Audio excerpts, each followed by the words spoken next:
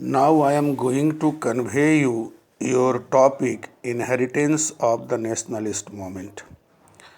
But no constitution is simply a product of the assembly that produces it.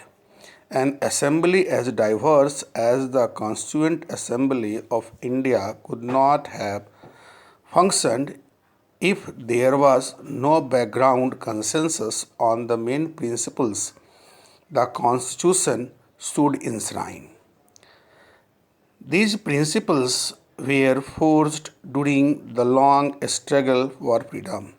In a way, the Constituent Assembly was giving concrete shape and form to the principle it had inherited from the nationalist movement.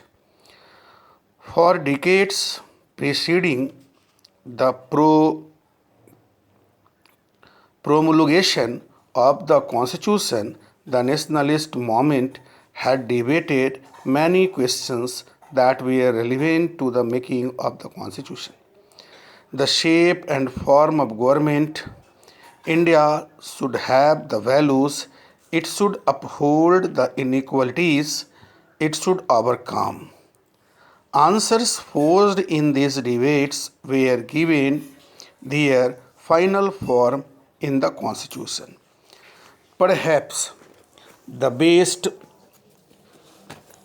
summary of the principles that the nationalist movement brought to the Constituent Assembly in the objective resolution, the resolution that defined the aims of the assembly moved by Nehru in 1946.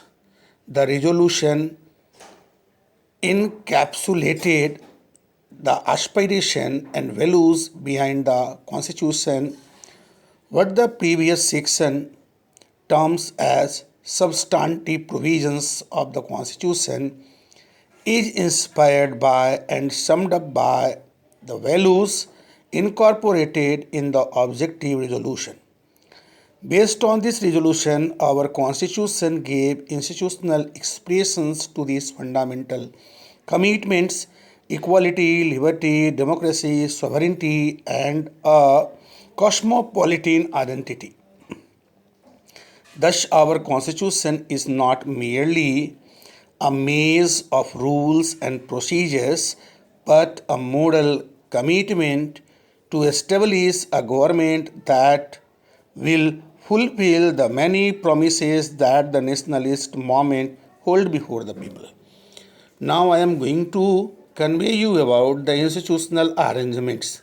The third factor ensuring effectiveness of a constitution is a balanced arrangement of the institutions of government. The basic principle is that government must be democratic and committed to the welfare of the people. The Constituent Assembly spent a lot of time on evolving the right balance among the various institutions like the executive, the legislature, and the judiciary. This led to the adoption of the parliamentary form and the federal arrangement, which would distribute governmental powers between the legislature and the executive on the one hand, and between the states and the central government on the other hand. While evolving the most balanced governmental arrangements, the makers of our constitution didn't hesitate to learn from experiment and experiences of other countries. Thus, the framers of the Constitution were not averse to borrowing from other constitutional tradition. Indeed, it is a testament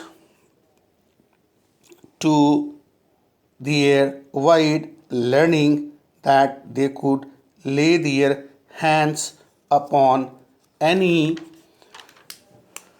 intellectual arguments or historical example that was necessary for fulfilling the task at hand, so they borrowed a number of provisions from different countries.